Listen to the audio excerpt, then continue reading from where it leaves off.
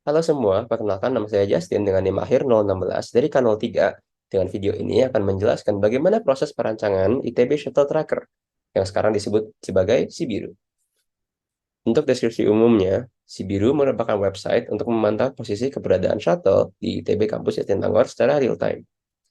Fungsi utamanya adalah untuk menyediakan informasi mengenai lokasi terkini dari shuttle dan juga memperkirakan waktu tiba shuttle tersebut ke halte. Untuk pengguna dari Sibiru terdapat dua, yaitu pengguna umum seperti mahasiswa dan juga admin. Untuk deskripsi setiap pengguna dapat dilihat sebagai berikut. Kemudian untuk fungsionalisi biru terdapat 10. Yang pertama adalah harus mampu menampilkan lokasi terkini dari shuttle. Yang kedua, mampu menampilkan lokasi dari halte pemberhentian shuttle. Yang ketiga, mampu memperkirakan waktu tiba shuttle di halte terdekat. Yang keempat, mampu menyimpan informasi pengguna ketika login. Yang kelima, mampu menampilkan lokasi terkini dari pengguna yang sudah login. Yang keenam, mampu menghitung jarak terdekat antara pengguna dan halte pemberhentian. Yang tujuh, mampu menampilkan halte terdekat dari pengguna yang sudah login. Yang kedelapan, mampu menerima input yang menggambarkan informasi jumlah penumpang di shuttle. Yang kesembilan, mampu membandingkan jumlah penumpang yang ada di shuttle dengan kapasitas shuttle. Dan yang kesepuluh, mampu menerima input laporan dari pengguna. Untuk non-fungsional Sibiru terdapat 9 kriteria non-fungsional dengan 9 parameter juga. Untuk penjelasannya dapat dilihat sebagai berikut. Kemudian ini adalah diagram use case dari Sibiru. Dapat dilihat bahwa admin hanya memiliki tugas untuk mengelola informasi user dan juga menerima laporan, dan sisanya dapat dilakukan oleh pengguna umum. Dan ini adalah konteks diagram dari Sibiru. Selanjutnya, untuk batasan dari Sibiru ini, yang utama adalah Sibiru dapat dibuka dan dijalankan pada sistem operasi mobile dan desktop website, dan juga front-end dan back-end dari program menggunakan Next.js dengan bahasa TypeScript dan Tailwind CSS. Untuk lingkup operasinya, yaitu server menggunakan Firebase Cloud, client yang menggunakan Firebase, OS-nya adalah Android dan iOS, dan DBMS-nya adalah real-time database dari Firebase. Kemudian untuk skenario use case-nya dapat dilihat sebagai berikut. Ini untuk use case pertama, melihat lokasi terkini dari shuttle. Use case kedua, melihat lokasi halte. Use case ketiga, memperoleh estimasi waktu tiba shuttle terdekat dari halte. Use case 4, melihat lokasi terkini user. Use case 5, melihat halte terdekat dari user beserta jarak halte. Use case 6, login.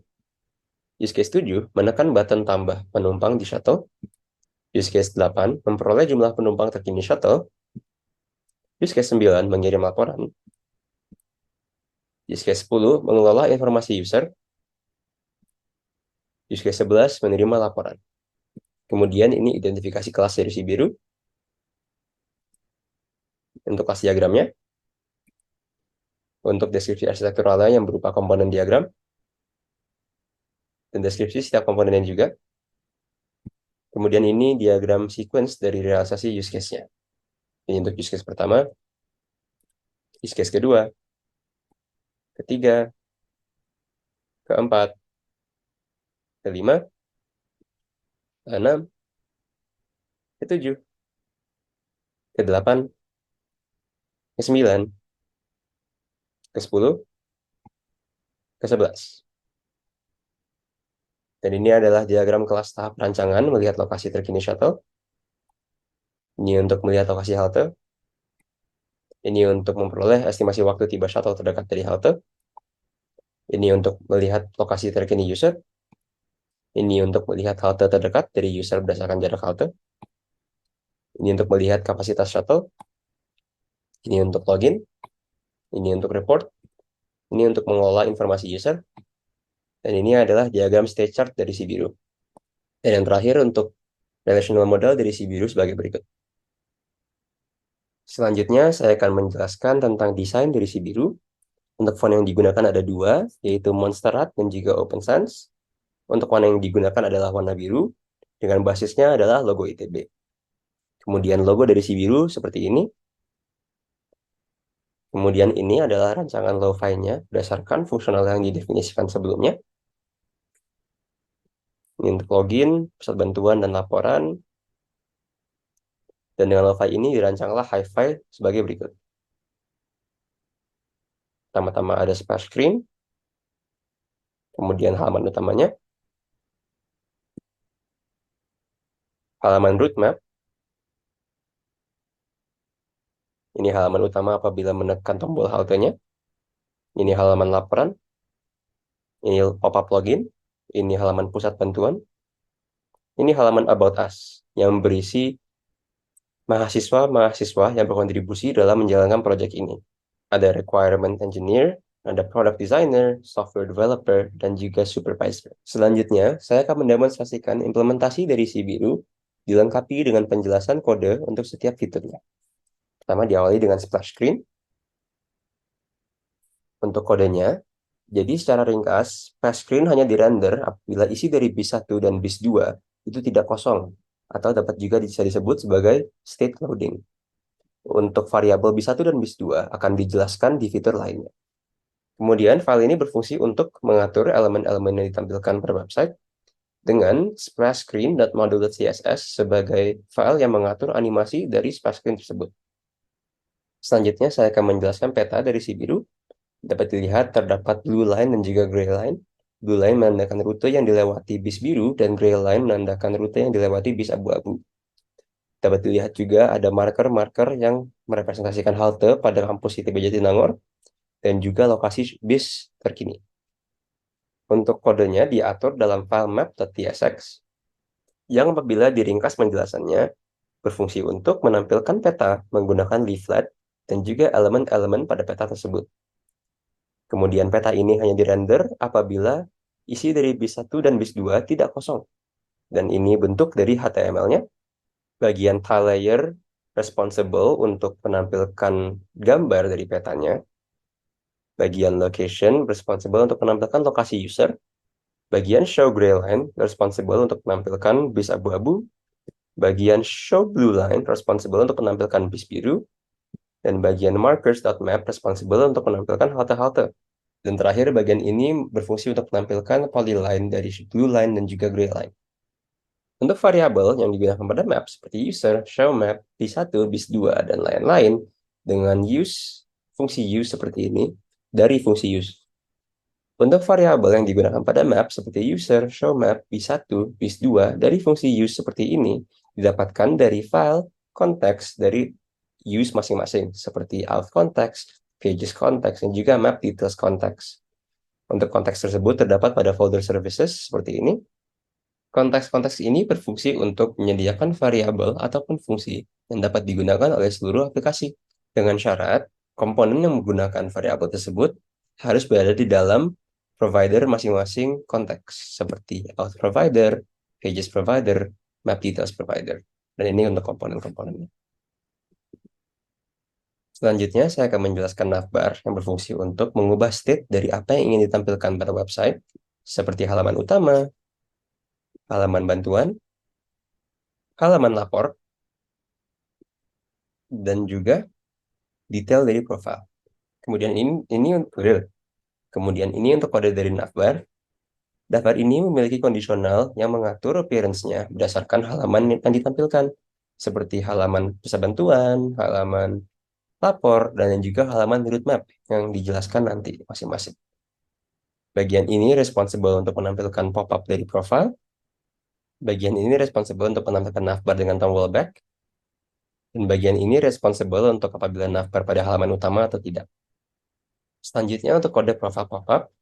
Ini responsible untuk menampilkan profile pop-up apabila usernya login. Dan ini untuk yang tidak. Selanjutnya, apabila kita menekan tombol login pada profile pop-up akan menampilkan pop-up ini. Dan pop-up login tersebut juga akan muncul apabila kita menekan tombol tampilkan terdekat, tapi user belum login. Dan juga apabila kita menekan tombol ini. Dan ini kode dari login pop-up-nya. Fungsi utamanya adalah login menggunakan email dan password, dan juga login menggunakan Google. Keduanya memanggil URL dari backend dengan endpoint yang sama, yaitu login, tapi juga sekalian sign up apabila menggunakan Google. Dan Google ini juga menggunakan Google API yang namanya Google Identity. Dan ini bentuk dari login pop-up-nya. Jadi, login pop-up itu hanya muncul apabila variabel show login pop-up ini nilainya true. Untuk demonstrasi loginnya, saya akan menggunakan Google. Jadi apabila kita menekan lanjutkan dengan Google, akan muncul pop-up seperti ini. Misalkan saya login menggunakan email mahasiswa saya. Setelah dia verified, maka akan mengubah state aplikasinya menjadi login. Buktinya adalah seperti ini. Dan state ini akan tetap tersimpan apabila kita merefresh websitenya. Dan hal tersebut dapat terjadi karena adanya session token yang disimpan pada local storage. Bukti dari session token itu terlihat apabila kita inspect dan kita ubah ke application dan local storage. Dan di sini ada access tokennya. Untuk penjelasan kodenya, jadi setiap kali kita login, mau dengan Google ataupun dengan username dan password, itu akan menyimpan session tersebut pada local storage. Dan state login tersebut dapat tersimpan di website karena session token tersebut dicek menggunakan auth context ini. Jadi, auth context ini menjalankan fungsi cek login setiap kali adanya perubahan state pada website. Cek login ini berfungsi untuk memeriksa apakah session token yang tersedia itu valid dengan memanggil endpoint check session dari backend-nya. Selanjutnya, saya akan menjelaskan tombol tampilkan halte terdekat. Tampilan ini tidak hanya muncul apabila kita menekan tombol tersebut, tapi juga akan muncul apabila kita menekan salah satu haltenya. Cuman, kita harus login terlebih dahulu supaya ini muncul. Dan pada tampilan ini, kita dapat mengatur rute apa yang ingin ditampilkan, seperti gray route saja atau blue route saja, yang akan juga mengupdate daftar bis yang tersedia, dengan kapasitasnya juga, dan juga waktu arriving time-nya. Apabila kita akan menekan tombol silang, akan mereset settingannya, dan file yang responsible untuk tombol tersebut adalah stop pop-up. Stop pop-up ini hanya akan muncul apabila is button click itu true. Is button click ini merupakan parameter yang variabel aslinya disediakan pada file map. Stop pop-up ini ada conditional untuk menampilkan hal yang berbeda apabila user belum login. Apabila user telah login, pop-up tersebut hanya muncul apabila ada halte yang diselect, mau itu halte terdekat ataupun halte yang dipilih pada marker. Bagian ini responsible untuk menampilkan daftar bis yang tersedia. Dan daftar bis ini didapatkan menggunakan map details context, yaitu variabel buses dan fungsi get buses, yang juga dijalankan pada stop pop-up ini apabila kita menekan tombol halte apapun. Yang juga dijalankan pada stop pop-up dengan use effect-nya apabila ada perubahan state dari salah satu variabel yang menjadi dependency. Selain untuk get buses, map details konteks ini juga berfungsi untuk mendapatkan contents dan juga lokasi dari user dengan interval pengambilannya yaitu 1 detik. Untuk fungsi fetch location-nya dapat dilihat seperti ini, dan ini hanya dijalankan apabila ada user yang login. Dan ini bentuk dari fungsi fetch contents yang akan memanggil endpoint track shuttle dari backend yang juga menggunakan fungsi getBus. Dan getBus ini seperti ini bentuk fungsinya, yang juga memanggil fungsi calculate waiting time dan calculate arrive time. Dan ini untuk calculate waiting time-nya. Jadi dia menghitung waiting time-nya berdasarkan rute yang dituju dan juga estimasi waktu yang didefine sebelumnya, yaitu pada bagian mark route 1 dan mark route 2. Kemudian untuk calculate arrive time-nya seperti ini. Untuk tampilan lokasi usernya itu seperti ini, yang tombol kucing. Selanjutnya saya akan menjelaskan halaman help atau pusat bantuan. Pusat bantuan ini hanya memberi penjelasan cara mengakses fitur shuttle tracker dan juga arti dari setiap simbol yang tersedia. Dan ini juga di atas disediakan simbol-simbol utamanya. Dan apabila kita butuh lebih banyak bantuan, maka kita dapat menekan tombol tanya di sini yang akan meredirect ke suatu form help Sibiru ITB Shuttle Tracker. Untuk kode yang responsible adalah help.tsx, dan ini bentuknya. Dan help ini hanya muncul apabila show help itu nilainya true. Dan show help ini didapatkan dengan use pages. Untuk use pages sendiri merupakan penggunaan dari page context yang berfungsi untuk mengatur state halaman yang ditampilkan dari website, yang digunakan juga pada beberapa komponen sebelumnya. Kode ini dapat dibagi menjadi 3 bagian. Bagian pertama adalah bagian ini. Ini responsible untuk menampilkan simbol-simbol utama yang tersedia. Untuk bagian kedua ini responsible untuk menampilkan penjelasan lebih rinci tentang cara mengakses fitur shuttle tracker, yaitu bagian ini. Dan untuk bagian terakhir atau bagian ketiga, responsible untuk menampilkan tombol tanya di sini, dan juga akan meredirect ke form help tadi. Selanjutnya, Untuk halaman lapor, tampilannya seperti ini. Apabila kita menekan buat laporan, itu akan redirect ke form khusus untuk pembuat laporan. Apabila kita menekan tombol berikan saran, juga akan menuju ke form saran. Untuk kode yang responsible adalah report.tsx. Dan report ini juga sama menggunakan show report. Hanya muncul apabila show reportnya itu bernilai true. Dan kode ini juga terbagi dari 3 bagian utama. Bagian pertama adalah menampilkan image dari logo report. Yang kedua adalah menampilkan tombol lapor yang juga akan redirect ke form khusus. Dan yang ketiga juga menampilkan tombol saran yang juga akan redirect ke form khususnya juga. Untuk halaman selanjutnya yang akan dijelaskan adalah halaman roadmap. Roadmap ini dapat ditampilkan apabila kita menekan tombol roadmap yang tersedia pada halaman utama. Dan apabila kita menekan tombol silang ini juga akan balik ke halaman utama. Dan ini untuk kode roadmap-nya. Kode ini ada conditional untuk menampilkan tombolnya apabila dia berada di halaman utama dan menampilkan halamannya apabila show roadmap itu bernilai true. Di halaman roadmap ini ada 2 bagian utama, yaitu menampilkan image dari roadmap itu sendiri, seperti ini, dengan bagian keduanya adalah penjelasan jadwal operasional dari Shuttle ITB. Halaman terakhir yang terdapat pada website Sibiru adalah halaman About Us. Halaman ini berfungsi untuk memberitahu apa itu Sibiru dan juga siapa yang membuat Sibiru. Apabila kita menekan tombol arrow ke kanan ini akan menampilkan mahasiswa-mahasiswa yang berkontribusi berdasarkan bidangnya juga dan dosen yang menjadi supervisor dari kami. Dan file yang responsible untuk menampilkan halaman tersebut adalah file about us.tsx. Seperti halaman-halaman sebelumnya, about us ini hanya tampil apabila show about us itu bernilai true, yang didapatkan juga oleh use pages. Halaman about us ini dibagi menjadi 2. Yang pertama adalah bagian penjelasan dari si biru, dan yang kedua adalah carousel yang terdiri dari mahasiswa-mahasiswa yang berkontribusi dan juga dosen yang mensupervise kami. Untuk bentuk dari carousel sendiri dapat dilihat seperti ini. Dan carousel ini terdiri dari 3 bagian. Ada tombol ke kirinya, tombol back, tombol ke kanannya, tombol next, dan juga item dari carousel itu. Dan bentuk dari carousel item ini sebagai berikut. Dan pada file carousel tadi juga ada carousel indicator yang bentuknya seperti ini. Kode terakhir yang belum dijelaskan adalah bagian login warning apabila kita menekan tampilkan hal terdekat apabila user belum login.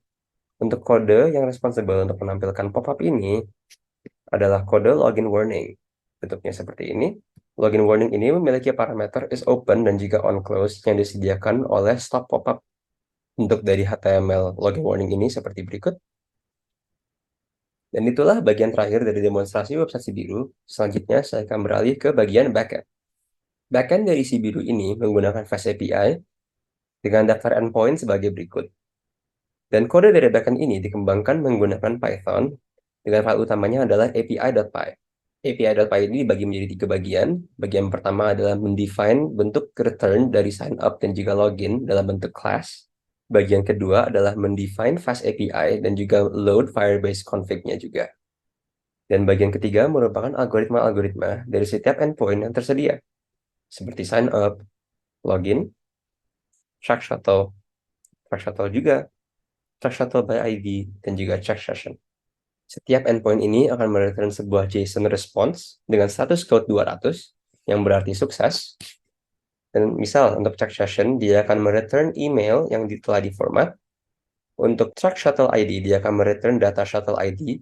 Untuk login dia akan mereturn sebuah access token yang berisi user tokennya, token type-nya dan juga email. Dan untuk sign up dia akan mereturn message user created successfully dan juga data dari user yang telah sign up. Dan tentunya backend ini tidak akan jalan apabila kita tidak mendefine suatu environment variable yang berisi config dari Firebase-nya ini. Untuk bentuk dari environment variable ini tidak ditampilkan, namun isinya terdapat API key, auth domain, database URL, project ID, storage bucket, messaging sender ID, dan juga app ID. Dan itulah cara kerja dari backend Sibiru ITB Shuttle Tracker. Selanjutnya, saya akan menjelaskan bagian embedded. Untuk embedded dari Sibiru ITB Shuttle Tracker, gambar rangkaiannya seperti ini. Jadi dia menggunakan 2 ISP, yang satu tersambung kepada GPS, yang satu lagi tersambung kepada LCD, yang juga terkait dengan 3 tombol ini. Tentunya ketiga tombol ini memiliki fungsi yang masing-masing. Ada tombol untuk mengganti fungsi. Tentunya ketiga tombol ini memiliki fungsi yang masing-masing. Ada tombol yang berfungsi untuk mengganti halte tujuan, ada tombol untuk mengurangi jumlah mahasiswa pada shuttle, dan ada tombol juga untuk menambahkan jumlah mahasiswa pada shuttle. Rangkaian ini nantinya Rangkaian ini dienkapsulasi pada sebuah casing dengan tampilan casingnya seperti ini, yang juga memiliki tombol seperti ini. Untuk penjelasan kode terkait ISP yang terhubung pada GPS seperti ini, jadi dia ada mendefine database URL juga dan juga Firebase, ada mendefine email dan password dari autentikasi Firebase, dan juga mendefine Wi-Fi, SSID, pathway password, dan juga API key. Apabila kita scroll ke bawah, maka akan ada beberapa fungsi pendukung seperti init Wi-Fi, send int, send float, dan send string. Ketiga fungsi send ini berfungsi untuk mengirimkan tipe terkait ke dalam database Firebase. Selanjutnya, untuk fungsi setupnya sendiri, jadi dia menginitialize Wi-Fi-nya dulu, kemudian menginitialize juga Firebase-nya, dan yang terakhir adalah sync data ke Firebase. Kemudian untuk looping dari ISP tersebut, seperti ini.